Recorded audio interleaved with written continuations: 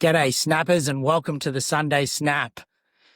You're not hearing the dulcet baller baritone tonight. He's yet to recover from the Raiders' tough loss down there in Canberra today. He may have also had an anniversary, so shout out to Mrs. Jono. So with me, joining me tonight for the inaugural Finals Review Sunday Snap, SuperCoach is coach of the Terrace Crew, Matt. G'day, Matt. How you going? Tubes, this is a real novelty. I don't think in the 4 years we've been on podcast together, I don't think I've ever been the guest and you've been the host. So thanks for having me. Yeah, no worries. It was a novelty weekend. I think, I don't know about you, but for me, SuperCoach played a bit more second fiddle this weekend. It was just so good to have finals back. Like, I think I've come in tonight. I'm coming in hot. We're throwing out the run sheet, and we're going to be kicking off with the last game of the round. Yeah, what a weekend of footy! Like the last two games, particularly Sharks, Roosters, and I mean, like, what more can you say? What can we say about that game? I can't wait to talk about it. But yeah, we're recording Sunday night, obviously, so straight after the Raiders Broncos game. What a doozy! But Tubes, you said you took a bit of a back seat. I've just seen on the run sheet what you scored for the weekend, so I'm not surprised. Oh God! So I've scored a 693. I've started this challenge like I have my whole SuperCoach starts to the year and the run home challenge earlier. I mean, just standard. Can't get my captains or vice captains right. It was the most important thing. I captained Nico, and vice captained someone else that went no good. I can't remember. Brian Toto. Yeah, so not too bad, but so I think that was sort of the killer for me. And how have you gone, Matt? Yeah, 896, so a bit better. Just looking in the Baller League, the Baller 3K League, looks like the leader is on 979. Jessica, coach of Drag-Offs. So yeah, I'm kind of in it. I think You're right up there. Yeah, it's funny because I was going to say sort of a template teams did well. Actually, there's joint leaders. Jason, Dogs of War, 1995, also equal first on 979. Yep. So bit of a template team, although you've ended up laying Cleary and still had a pretty good score as well. I've realised later that I should have got Cleary and just not captained him. That would have been the way to go. But I just tried to back Hines in. I captained Walsh. So I honestly just never felt comfortable all weekend captaining everyone. I was like, I'll leave it till the last game and I'll pick. And so I captained Walsh and went Haas. But yeah, it was a very good week for the Baller projections. Basically all the top projected scorers did well.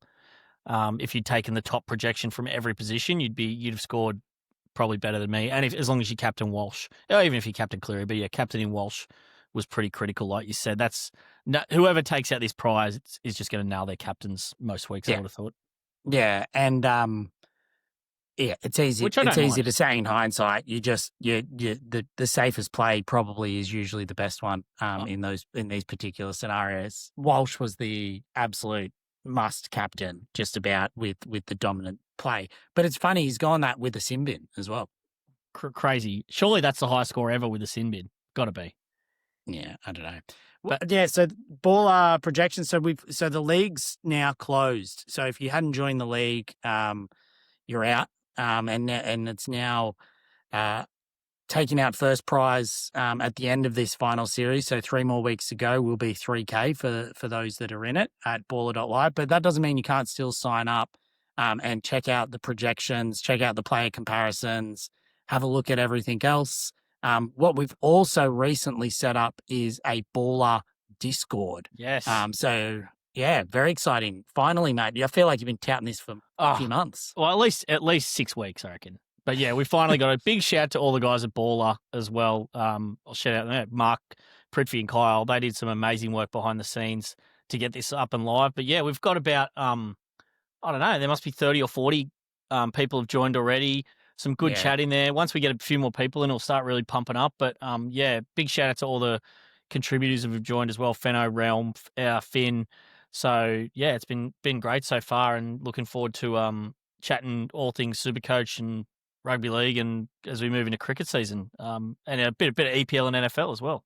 Yeah, and shout out Crackers. He was Crackers, pumped yeah. to be in there. Well, we're not going to talk about it tonight, but I'm certainly going to be hot on the NFL chat in that Discord from 3 a.m. tomorrow morning.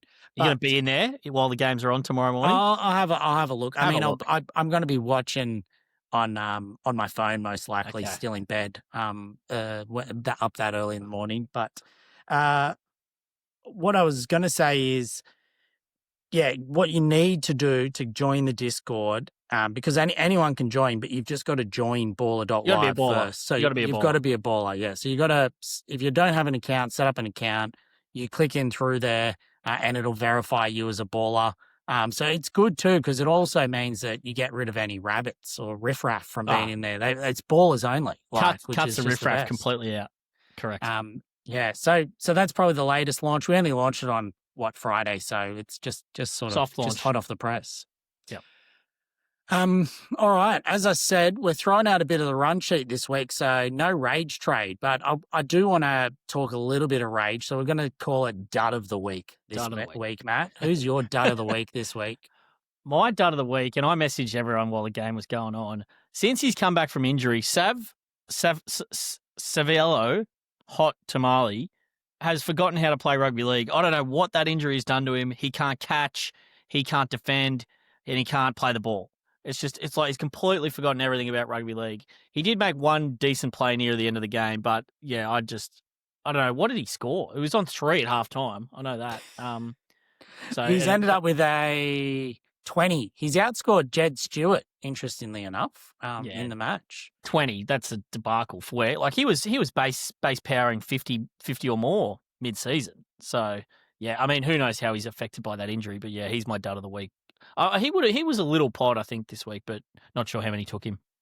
Yeah, I don't mind it. I've gone a bit more potential popular player. I know we don't really have the ownership, but I've gone Aaron Clark. Sorry, Egan. I was reading Wade Egan. Aaron Clark as my dud of the week. Would have been popular, was an option in sort of that front row or second row area. Had been playing big minutes, only played 37 minutes for 42 points, which just wasn't going to cut it. And it was interesting. I think they really threw tried to throw something at the Panthers, and they brought on Tamari Martin to play that sort of lock middle role. He played 48 minutes. I don't think there was an injury to Clark as far as I saw, but yeah, a bit of a dud performance from him. Jubes, I'm going even more rogue off run sheet here, but I'm introducing another new segment right now called "What Did You Learn About NRL SuperCoach Finals this week?" And in terms of the game and the players you might need or want to hunt down, I've learned, Tubes, that role is just the most important thing. Like, look at Reece Walsh. The matchup was tough, obviously, Canberra away, but we saw the form that Walsh carried in. The role that he has within that team is just so important. You look at Cleary, look at Hudson Young for the Raiders. Like, the role Eli Katoa. Like, these guys are just with the great roles and just the ones. Cameron Munster, Friday night. He was obviously the dominant playmaker. So I just think you just really want to go after guys who have the hands on the ball. And obviously Walsh goal kicks as well. So he's got that safe floor. High floor, high ceiling combo is obviously great for any Supercoach player, but particularly in this format, I think it's critical because you want guys who aren't going to let you down, but can go 100 plus. So let's jump in straight into that Raiders game. Raiders v Broncos. The plenty of Supercoach relevant scores, but the Raiders look like they had it absolutely wrapped up. I think we were already texting each other talking about that we didn't mind the Sharks going up to Queensland to play them up there. What happened in that last 20 minutes? I think you have to put the whole game into context. Like, first half was a good first half. Like, Broncos obviously scored in the first few minutes. And then Canberra really got on top. They grinded up to a 12-6 lead initially. And then they sort of just played really well after that, I thought. And Brisbane took Haas off earlier than they usually would because they had a plan to bring him back on before halftime and then I presume to play him all the way through. But then he got injured at the back end of the first half. And Canberra scored again straight after halftime. So, yeah, I thought Canberra played really, really well first half. They're big guys in the middle. and then their bench forwards did a great job for them as well. Brisbane played all right. Like they were, whenever they got a chance, they got down there well. Like who scored that try in the corner? Mariner to make it 12-all. It was 12-all at that point. That was Tamale, just complete misread. I don't know why he charged in, but yeah, I just thought Canberra played really well, and then that obviously led into the second half. Yeah, but I think like as you say, that was sort of the whole part of the game. But when Ethan That's the there was entree. 2 sin bins. Yeah, then there was 2 sin bins. So Walsh, and who went for the race? Hudson Young went. So that was a debacle though that Hudson Young went to the bin.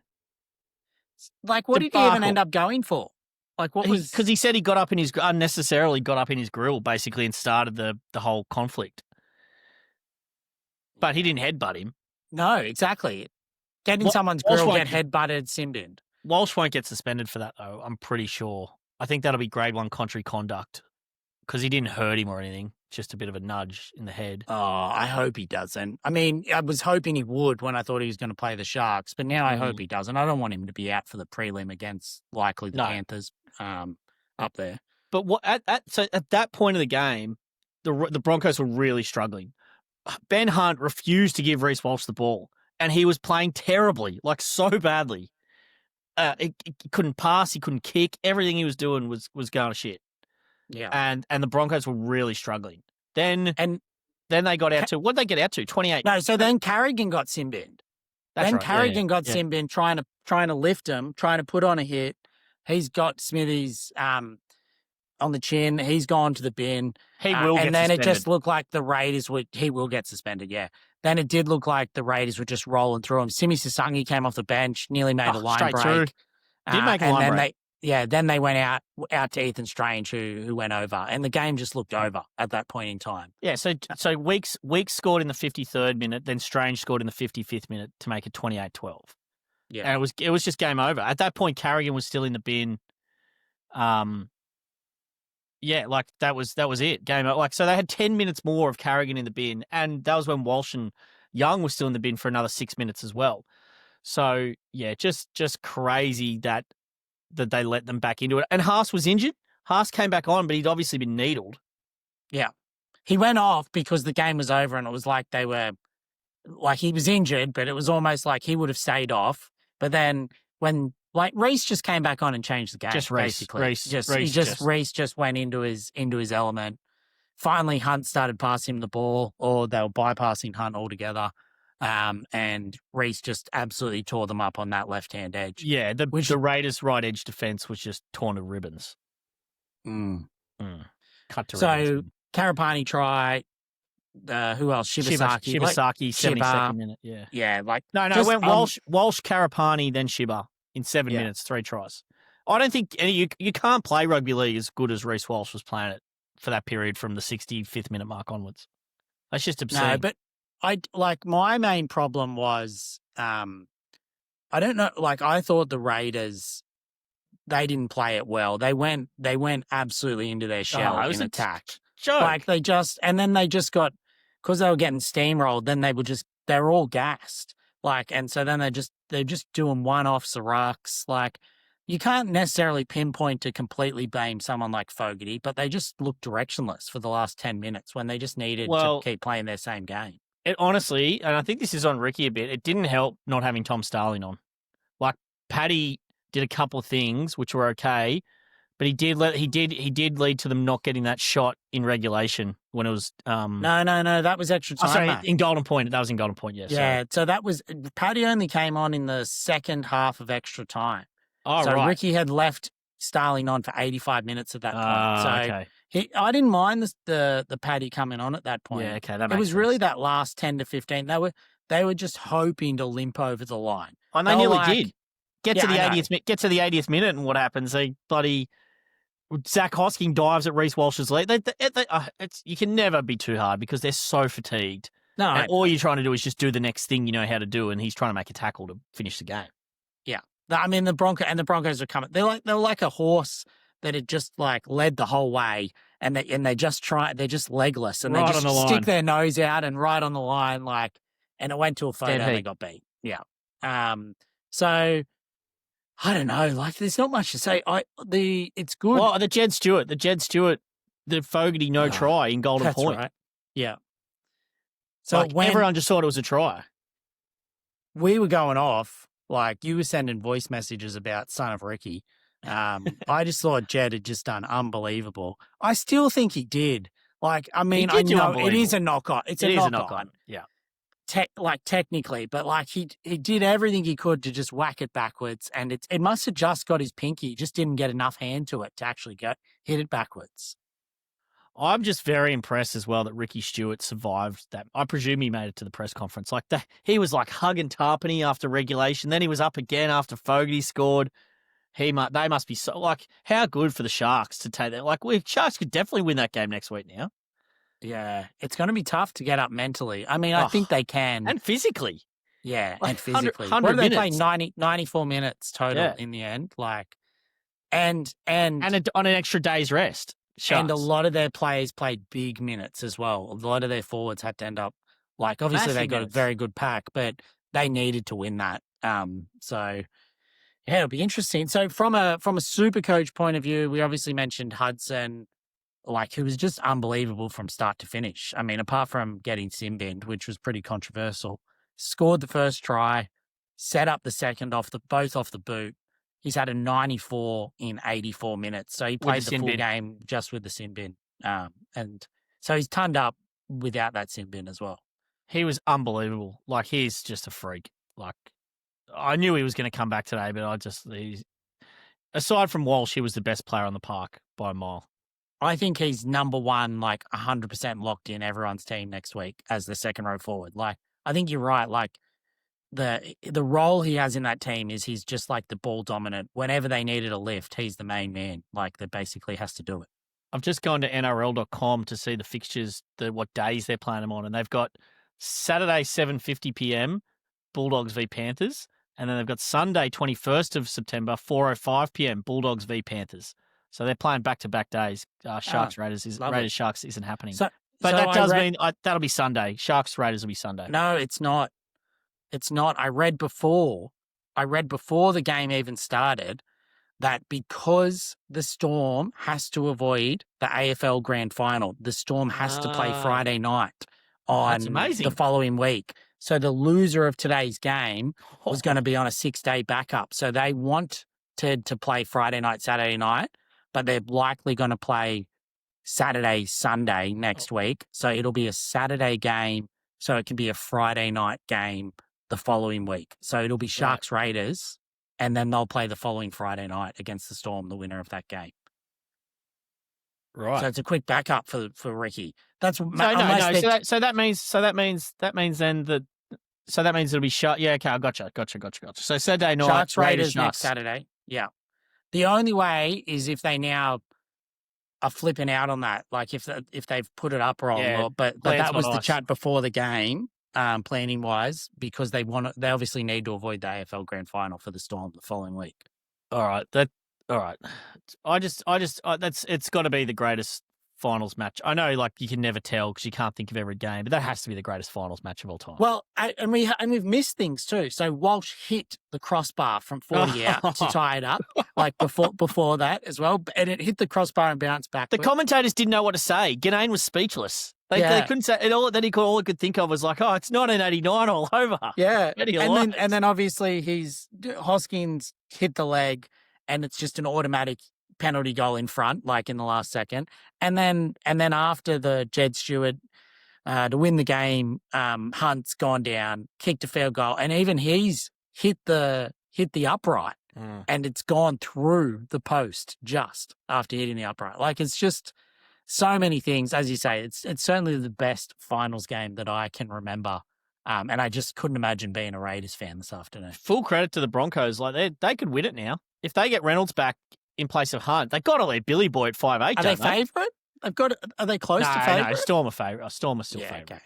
Because Carrigan's going to be out as well, don't forget. And Haas's ankle, who knows? Like, Haas will be fine with 2 weeks. He played out the game. Like, I know he will be fine, but he's still like he wasn't as effective. True. He's still going to update. He's still going to update over 100. yeah, we'll see. Okay, so it is. Yeah, It's Saturday night. That's confirmed. Canberra, Cronulla, Sunday, Bulldogs, Penrith. So the others that went well, I thought Horsburgh had a good game. He had 78 from SuperCoach point of view. Played 71 minutes. I think he's probably not available in front row forward for next week. He is. So he'll be an interesting one for next week as well, front row forward. Joe Tarpany, as expected, played a bit more minutes, although that included the extra time. So he played 65 minutes and had a 75. The probably the spanner, I think we mentioned it before, Starley, interestingly enough, played 86 minutes straight. So he was going to just play the full 80, and he's at a 76. Yeah, so I probably can't take on Brayley next week, but certainly could be an option. Maybe.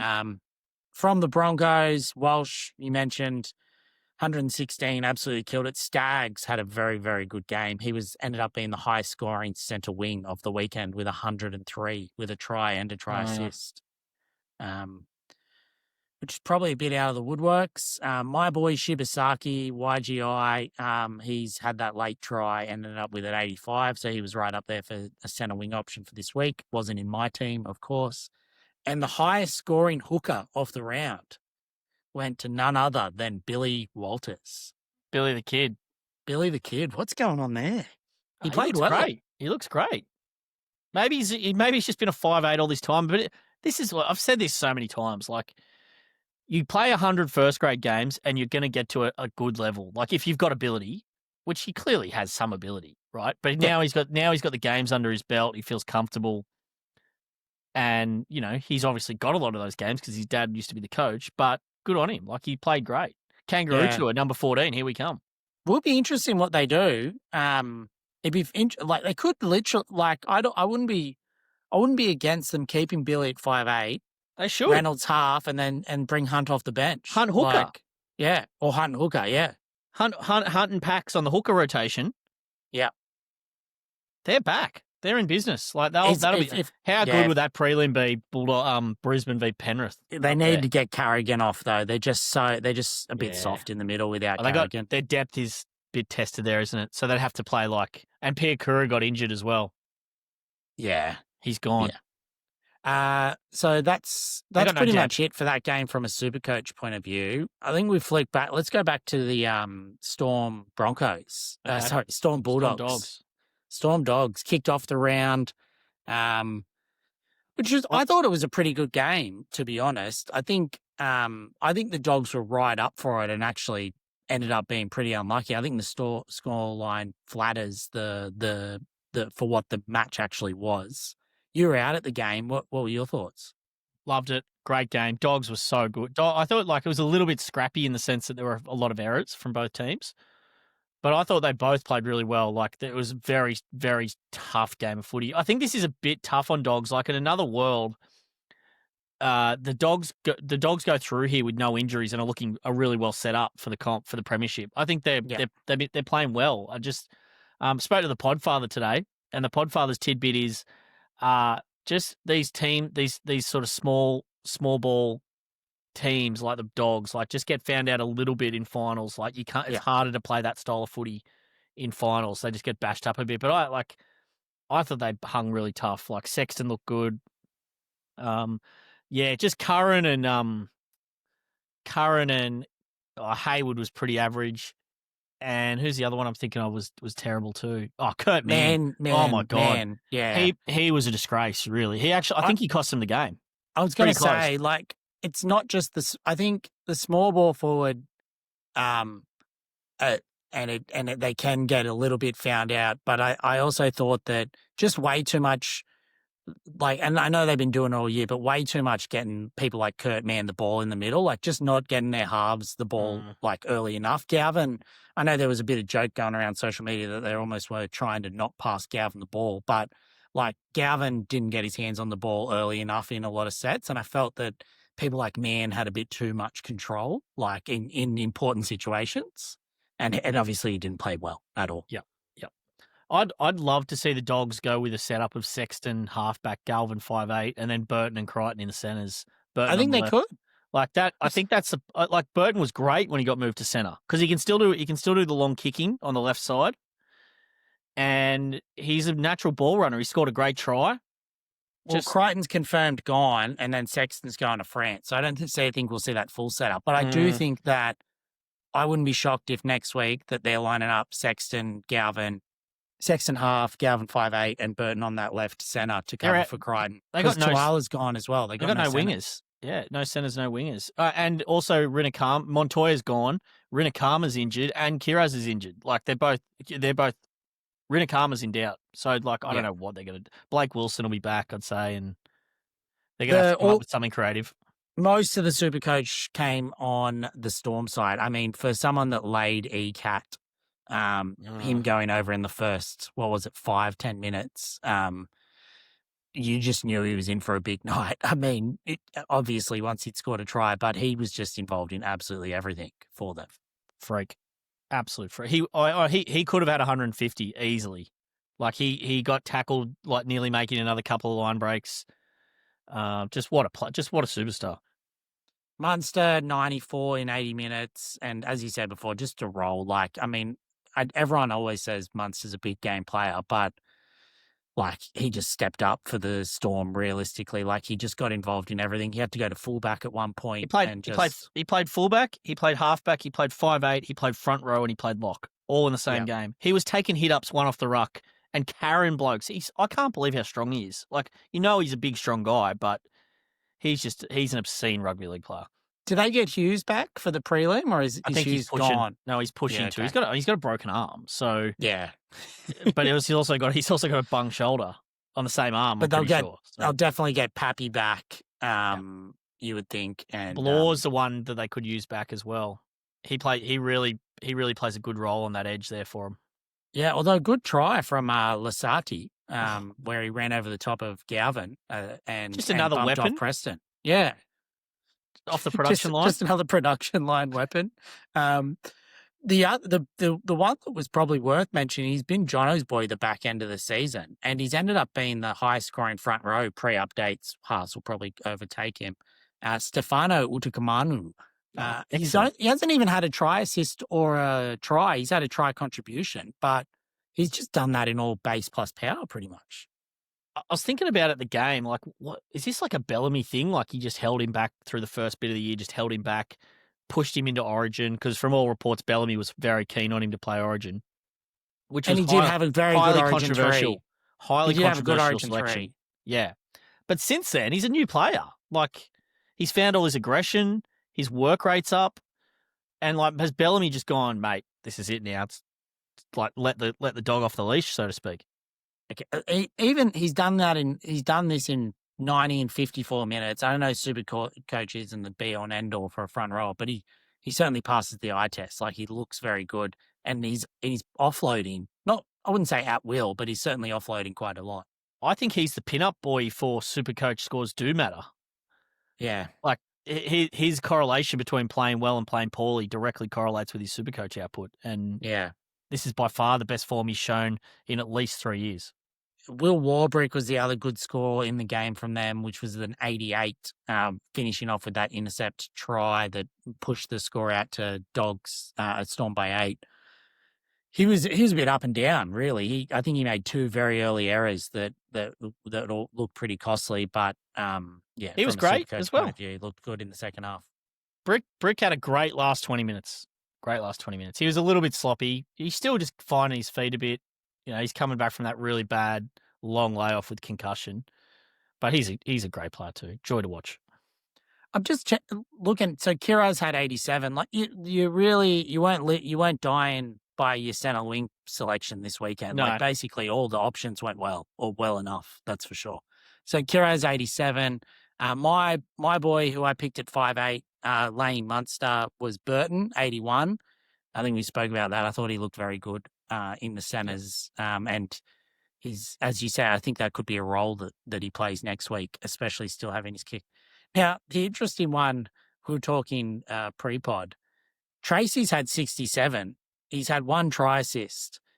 He could be the number 1 fullback next week, in a week where it's KO weeks, Will Kennedy, Connor Tracy, and Dylan Edwards. They're your 4 options. Well, it won't be. Well, Edwards will be number 1. But by a mile. But Connor Tracy for the pod. he's definitely ahead of. He's definitely. I'll give him this. He's definitely ahead of Will Kennedy. Yeah. He probably We'll ahead get to it in a minute. Weeks But too, we'll even see. Will had his best game of the season, I reckon. Just about. Yeah. Kick out 76 with a fractured eye socket after going off must have been 15 minutes. I think it was a HIA check. So he played 65. He's had 76 with a try assist and a try contribution. Very good, Billy. Now I was just following NRL Physio, friend of the show, earlier on Twitter, and he's saying that Gould's also tweeted that it looks like he's been cleared to play, even though he's got a fractured eye socket. So we'll see how that plays out for the week ahead. Yeah, well, hopefully he does, because I mean the Dogs are already massively up against it as it is. Should be good though. Like they keep saying, it'll be sold out next week. The dogs will get up for it. They just might not have enough cattle on the park against the Panthers. All right, let's speaking of next week, let's jump into the second segment of the show, which we are keeping coming into SuperCoach Finals week 2, and that is our Ready to Explodes. Matt, who you got for the RTE for next week? Well, we were saying pre-pod that there's really only one team to go after here for the Ready to Explodes, and that's Penrith Panthers, who we're also going to talk about in a minute against their win over the Warriors. But my Ready to Explode is a guy who I own this week, and that's Brian To'o, a.k.a. Big Bad Brian, a.k.a. BBB. He played left wing, so I think when that happened, the Shrudies all picked him up, because obviously that's been a goldmine for Tommy Jenkins. Alamotti shifted right. So, yeah, look. He counting yourself in that Trudy bandwagon? No, because I already owned him pre that. I already had it. I put him. If you saw my team my content around putting my team reveal out tubes, you would have known that. Or even though I did make 1 or 2 changes from that reveal, I did already have Big Bad Brian. He never left my team, so yeah, he obviously scored a lucky intercept try. I'm hoping he gets an update for a try assist for that. Who scored that other try? Casey. Yeah, Casey. Yeah, I don't think he will, but surely Nathan. Oh, anyway, we'll get back to that in a minute. Yeah, Big Bad Brian versus the Dogs, great matchup. I think he'll be very highly owned next week. Yeah, my Ready to Explode is from the same game, and we've already mentioned him. I just can't go past. Everyone's going to own Dylan Edwards next week. That Dogs team depleted. He's the clear number 1 fullback option. He had a quiet game this week, but in a game it's probably going to be a bit of a grind, but then it could certainly open up late. I think that Dylan Edwards will be primed and ready to go. He's obviously a big game player himself, Clive Churchill medalist. And yeah, I think he's coming off the back of a 45 this week, and he will be out there to show them what's what. Interestingly as well, he kicked a couple of goals this week. Yeah, what was up with that? So I think Cleary maybe he's just got a bit of a niggle in that groin or something. A bit more to come, but yeah, certainly if he's kicking a few goals next week, there could be a few to kick. So yeah, I've got Dylan Edwards as my Ready to Explode. Nice one. Yeah, I think Panthers are going to be. There'll be 3 Panthers in every Supercoach's team next week. Quick. We'll get through this one a bit quicker. Warriors v Panthers. It was a pretty good game. Sort of felt like the Warriors could have been the better team, but it just always felt like the Panthers had it in hand. Like Nathan Cleary's just too good. Yeah, I think that's a fair summary. Oh, like the Warriors, what a great season. Like they started on fire. They were top 4 all year, basically. They lost Metcalf. They lost Mitch Barnett. They lost a few others as well along the way. They basically had, severe injuries every week, and they just kept turning up. And they turned up again. Like they started really well, and they were in this for a long, long time. It was really that To'o intercept that just broke the game wide open, unfortunately, because I think it was 12-8 at that point. And Toho got away, and then obviously Casey went over later to seal it. So no, it was the opposite, wasn't it? It was either way. Either way, whatever it was, I can't remember. That was probably the game I saw the least of, but it rained at the start of the game as well. Two pretty lucky tries that sort of put it away for the Panthers in the end. The scoreline flattered Penrith. It was closer than 24-8. There's no doubt about that. The top scorer for the Warriors was my boy Lika Leka. Halasima. He started left center, had a try, 2 line breaks. He's just a beast. Like, I Rookie of the can't year? wait to. I think so. Like, he must be close. There's him. There's one other, I think, in contention. Yeah, I can't think of I who don't it know. is. I hope he gets it. He's been unbelievable all year. You'd wanted to have a good season to beat Lecker. Yeah. Charles Nickel Klukstad, 73. He was probably the safe option. No one fullback. Surely no one known was. Yeah, you wouldn't think so. But Maybe that Aaron. was pretty much it. I was interested in Jackson Ford, who ended up with a 59, but he was only available in front row forward, not second row. So he's had 59, 68 minutes. But yeah, all about really the Panthers. Cleary, who both you and I laid, he's had a quiet game and he's had 85, but I think he's ended up getting a controversial try assist. So we're still waiting for updates to come in to see what happens there. He has to lose that try assist. There's just no. And I've spoken to people who own him and say he has to lose it as well. Like, he was putting in a kick from his 20-meter line to try and gain ground, and the balls just bounced crazily. And I can't even remember who came through and picked it up. Was it Blaze or? No, Liam Henry. Liam Henry. Like, it just. And then he's passed it to Blaze. And then Blaze has kicked it again. Then Big Bad Brian's picked it up, and then Big Bad Brian's offloaded. He's to busted Casey. 2 tackles and offloaded to Casey. They always give that offload a try assist. Like, I just don't understand it. So I think Cleary is the 4th most deserving of a try assist, maybe 3rd in that play. Yeah, 3rd. I don't think Liam Henry's deserving over Cleary. But either way, I think he'll keep it, and I don't think he should, but I just think he will because they've just been so consistent all year that it doesn't matter why or how. If a try comes off a kick, the initial kicker gets a try assist. I do think that there will be an update, and it'll either go to Blaze or it'll go to Brian. I don't think all 3 of them can get a try assist. Well, if Brian can sneak this, then if I can get Cleary to lose it and Brian to get it, then I am flying in the overall. I'm True, because it's actually a 36-point swing. Sorry, more than that, but 36-point because a lot of people captained Cleary that are up the top. Cleary's effective ownership would have been about 220%, I reckon. And effective ownership, if you've never heard that term before, it's an EPL term, but basically it means how many people own them with captaincy included. So if you own Cleary, your effective ownership of Cleary is 300%. But then his actual ownership was 87%, and then you multiply that by how many people would have vice-captained him and captained him. So it would have been well over 200%. So it's a huge swing. And that's the reason why I didn't own him, because I thought he's so popular that if I can just get him to go sub 50 somehow, obviously that's unlikely, I'm going to be way ahead here of the game. And just sort of a bit of your favourite topic, Tubes, bit of game theory. Bit of game theory. Baller projections had him projecting 88. He's ended up with an 85. Yeah. And he's a tough man to get beat. I laid him too, and you just can't get him beat. That's sort of the nuts of it. Few disappointing Panthers, Tubes. Just looking through their back line. Deadwood's 45, Casey McLean 40, Blaze 38. Blaze they was were all popular. pretty popular. Mm. Yeah, Blaze was definitely popular. Casey McLean 40 with a try as well. He was definitely a popular option. I went a bit off the Panthers late when you told me, literally 2 minutes ago. I kept Brian Toto with that left edge, but once you told me it was pouring rain, like it just wasn't going to be a big SuperCoach game for anyone realistically. No, and that's how it ended up. All right, the not final game, but our final review game of the round is we've left it till last, and that's our Sharks, the 20-10 winners over the Roosters. I feel like the commentary out of this game was that it was a very sloppy game, and that the Sharks, whether they people saying lucky to win it, but as if like they've sort of limped past.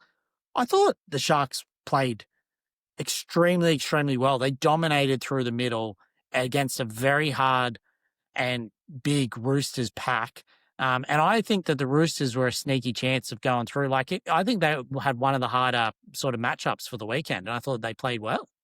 Roosters were one of the form teams, if not the form team, coming into the finals, probably behind Brisbane. I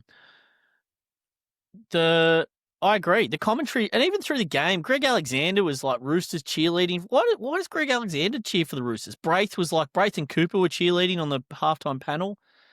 I don't know. Anyway, Sharks started on the back foot. Like, you were apoplectic sending messages through. Like, and it's a bit unlike you and me. We're not really big ref bashers, but you were getting stuck into Toddy Smith. They were on the back foot for the first 20 minutes. Then they really grinded back into it well, because kind of started going set for set. They did score a very, very lucky try on halftime, which should never have been a try. Yeah, Marky Mark slipping over. Rocks or diamonds, Marky Mark? No. His rocks. Not that one. The one where Jesse Ramian stripped it off Swarker and then it hit Swarker's foot. It should have been a knock-on against Ramian. Yes, true. They were both pretty lucky. Both are Ronnie's tries, realistically. And then they made the break. And then Billy Burns, very clever Billy, always liked Billy, got tackled a metre out. And then they went the hard shift left, and Trindle made Marky Mark look stupid as well there. Like, that was a terrible, I don't know what Marky was doing. But, I thought Sharks were lucky to be up by 8 at half time, but I thought they played really, really well second half. Yeah. For me, the big turning point, there was 2 turning points. One was when Sifa Talakai came on, I think in about the 30th minute. Like, the Sharks were just on the back foot. AFB didn't have his best first stint. And there was penalties, and it sort of just couldn't really get into the game. Sifa came on and basically changed the game for the Sharks. Like, he just got us on rolling, got us onto the front foot, got us moving. He had a good 10 minutes leading into half time. He was okay for the first 5 minutes, but again, the Roosters were just on top. But then both him and who's the other one that I'm trying to think of? The Hemawello? Or Oregon? Oregon Kafusi. So him and Oregon Kafusi, after all that defense after the second half, they were gassed. Oh, yeah. And so they made the double change, Talakai and Kafusi for AFB and Nigra. And those two then came back on and just swung all the momentum back into the Sharks' favour. AFB was immense in that second stint. I actually owned him from a SuperCoach perspective. He only had 51 in 60 minutes, but I thought his influence on the game in that second half was much bigger. He just started rolling them forward again, and then that ended up leading to the Rudolph try, which obviously was just... It was for a Sharks fan that has never really loved James Tedesco. It was icing on the cake. If the Sharks can play like that, I think they have to. I think that specific game style really suits them because we've got such a great bench. Like, all the guys we're bringing on through the middle, like Hamlin Welle is not really the same player, but aside from it, all our middles are really good. So I think if we can keep game style like that, make it pretty tough, try and keep it in the middle as much as possible. It's a shame McInnes is out, but in one respect it isn't, because we do get a bit more thrust through the middle, so to speak, when he's not out there. But yeah, I there's no reason why Cronulla can't beat Brisbane if Walsh turns up in the same form. No, Canberra. Oh my god, what are you talking about? Yeah, I was so zoned in. I was so set on us playing Brisbane. I think the Raiders, I'm not 100% saying we're going to win, but where they're kryptonite, the Raiders pack is so strong, and the Sharks pack is so strong, they nullify that. Like, as in, I think it'll be a really good game in Canberra next week. And I feel pretty confident as a Sharks fan, for coming into it. Omens-wise, the Adelaide Crows went out in straight sets, finishing first tubes, and we could see the Raiders suffer the same fate. Yeah, Which would be exciting. Would be. So Ronnie had a 91. He could definitely be an option for next week against the Raiders, particularly on that right edge that we saw get absolutely dominated at the end of the game. Obviously, it's Sharks probably stronger side too with Kaoliro. He's had a bit of a quieter game. He only had a 45, but still very involved. Just a quieter game from a SuperCoach point of view. Do you reckon he's dropped a few kilos? He looks not quite as big as when he left. Yeah, well, he had a pec injury, so he couldn't bench. Yeah, hasn't been able to bench press. Right. So he's definitely, but he would have lost some muscle. You can't have a pec injury mid-season and not lose. Good call. Some oofed. The other one was Brayley. He was the other option versus Harry Grant. He'll be the number one hooking option next week. of the 4 teams, you would think, and he had a 69 in 80 minutes, which I think is a bit disappointing given he had a try assist, line break assist as well for Toby Rudolph's try. Yeah, it's just one of those games. He made heaps of tackles. He actually got hurt at one point. He got a whack in the head or his ear or something. But yeah, I mean, he needs the attack, Blake, and it's they're not really. They've kind of gone away from that Brayley ball a bit in recent weeks, which we saw sort of for that 6-week stretch. So it'd be interesting to see what happens from here. But yeah, I think you could take Brayley on without like there's just no options. Is there Starling? That's about it. Can't get Kenny or Summerton or Bailey Hayward. Yeah.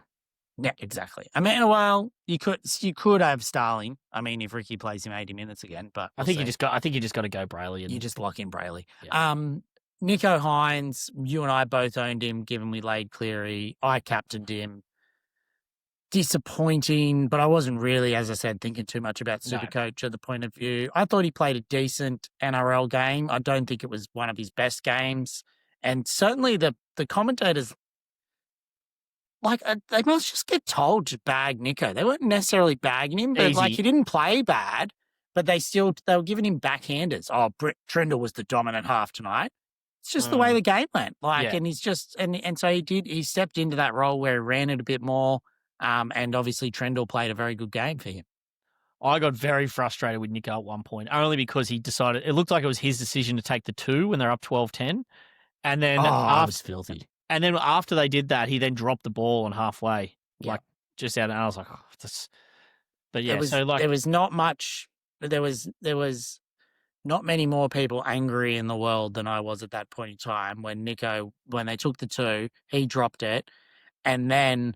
About 2 minutes later, the Roosters threw a forward pass and they were able to challenge it, and it got overturned because Trindall tackled someone off the ball. Dropped the shoulder unnecessarily.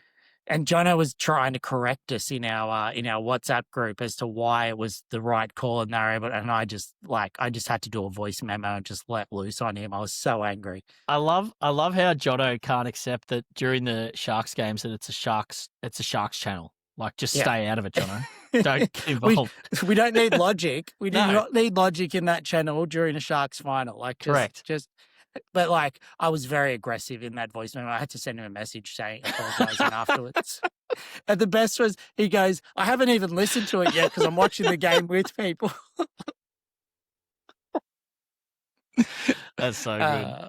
But yeah, so not much more to talk about on the Sharks side. Obviously, the Roosters, who are now out, Nwanga Nituase was immense again. The second highest centre wing outside of Stags with a 97, and that's pre-updates. I wouldn't be shocked if he had some updates with his tackle breaks. And James Tedesco, I mean, he only had a 78, but what you said before, picking players based on their role, like, he was just involved in everything. He could have had if in a different night, he could have had 150 easy. Like, there was even that time, I think he dropped he was through clean. Oh, Crichton popped him the pass because I owned Crichton. He had a 74. He popped in the pass and Teddy just dropped it and he was clean through, which I was obviously very happy about as a Sharks fan. But there was a few instances like that for Tedesco. I thought Sammy Walker had a terrible game. Yeah, he made a couple of crucial errors and he just sort of didn't really lead them around the park. Like I said, they sort of had to rely on Tedesco a fair bit more. But, I mean, the Sharks were putting a fair bit of pressure on him, and I think that's pretty much all she wrote. Like, we could keep talking about it, but the Roosters are gone, and the Sharks move on. You beauty. All right, Matt. There probably not much more to spruik. Tuesday show, I'm assuming someone's doing this week, and then we march on into the NRL Finals. Yep. Can't wait for Tuesday. Just a few more weeks left. It's going to be good. We'll keep going. This was pretty fun, Tubes. Like, I thought it was going to be a tough Sunday snap this week. Just like, I was a bit like, SuperCoach, this is a bit of a, it's a bit of a hit and giggle post season. But the pod's been great, and now that I'm actually, I've just only realised that I'm kind of in it. So now I'm going to it. Now I'm going to go and try and win it. What'd you finish overall in the end? 29th? 23rd. So I think you can better that now off that start. Bit of game theory. Yeah. Anyway, No, get into the Discord, baller.live/Discord, or find it on our links on our website, baller.live. You'll be able to find it there. Or if not, just hit us up on social media. You beauty.